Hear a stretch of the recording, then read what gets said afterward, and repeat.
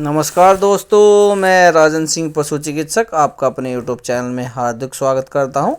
आज फिर मैं आपको एक बहुत अच्छा केस लेके आया हूं जो हमारे क्षेत्र में ये बीमारी चली हुई है। उस बीमारी के बारे में मैं आपको इसके बारे में पूरा बताऊंगा। हमारी पूरी वीडियो देखने के लिए अंत तक बने रहे। जो भाई बंधु नया जुड़ा हो उससे मेरी विनती है, अनुरोध है, मेरा चैनल सब्सक्राइब कर ले और बेल आइकन दबाना मत भूले, जिससे आपको हमारी वीडियो का नोटिफिकेशन मिलता रहे।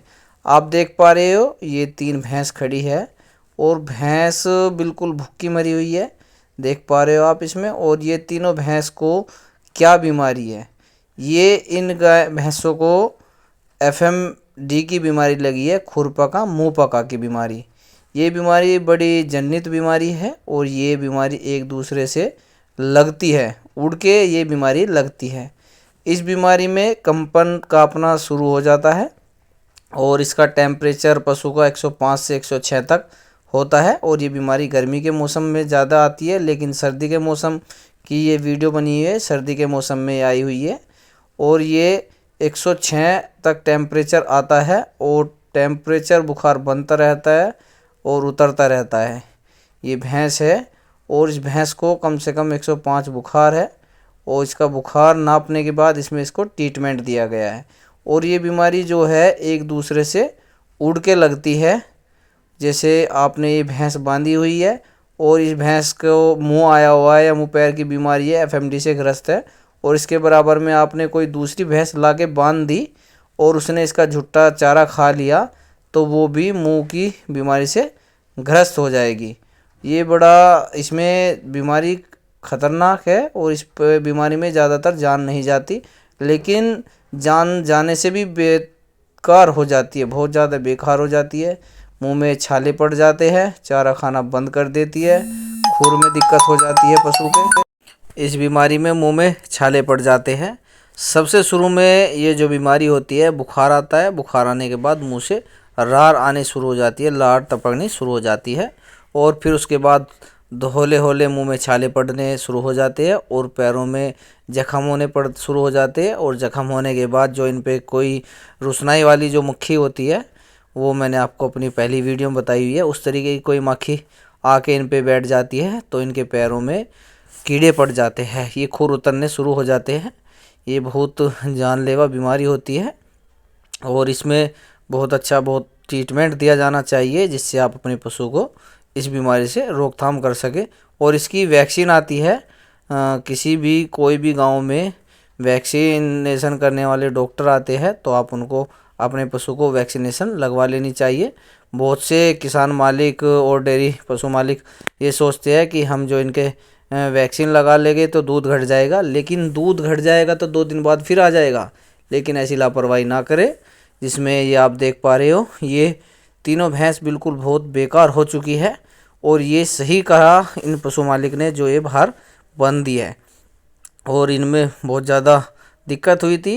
ये जो भैंस बंदरी है, ये भैंस अंदर डेयरी में रहती है और इनके पास में एक गाय है, वो गाय बाहर बनती है और वो गाय के पास में एक बछड़ा आता है, वो चारा खाने के लिए आता है और उस बछड़े का मुंह आया हुआ था, जिस कारण उस बछड़े ने उसके बच्चा के खोर में जो चारा खाया तो उसके मुंह से लार टपक के उस बच्चे के लग गई और बच्चे के बाद लार टपकने के बाद उसकी उन्होंने जो पशु मालिक था उसने बच्चे ने न्यार नहीं खाया और वो सारा न्यार भैंस की खोर में डाल दिया।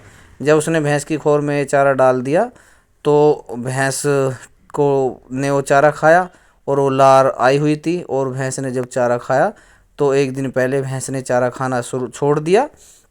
और जब भैंस ने चारा खाना छोड़ दिया तो पशु मालिक का संपर्क हुआ, उसने भैंस का टेम्परेचर नपवाया तो भैंस का टेम्परेचर 105 आया।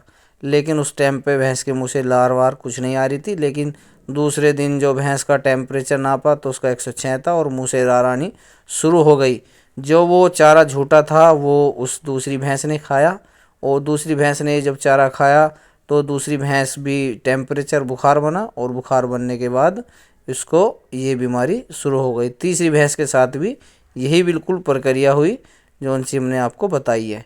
एक दूसरे की रार से या एक दूसरे के झूठे चारे से, पानी पिलाने से ये बीमारी फैलती है, जिसमें ये बहुत बड़ा रोग होता है। इसमें हमने ट्रीटमेंट चिकित्सा दी है।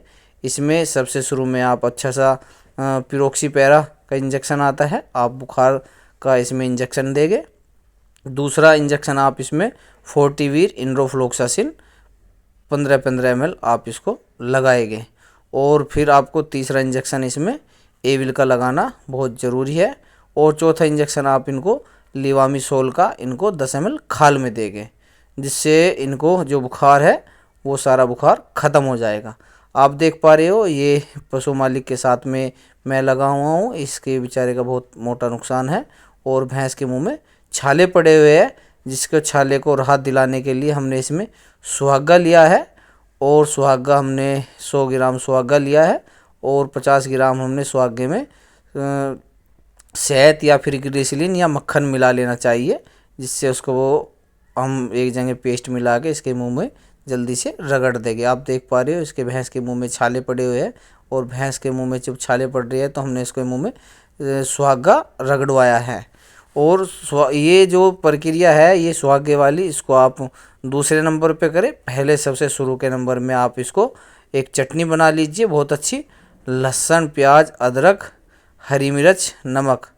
मैं आपको फिर एक बार बता दूं, लहसुन प्याज अदरक हरी मिर्च और फिटकरी, इन सब की चटनी बनाइए और इनके भैंस के मुंह में रगड़नी है आपको। जब आप इसके मुंह में रगड़ दोगे तो इनके मुंह से जो राड है वो सारी राड टपक के बाहर आ जाएगी, सारा जो इनको बीमारी है वो सब बीमारी राड के रास्ते बाहर आ जाएगी।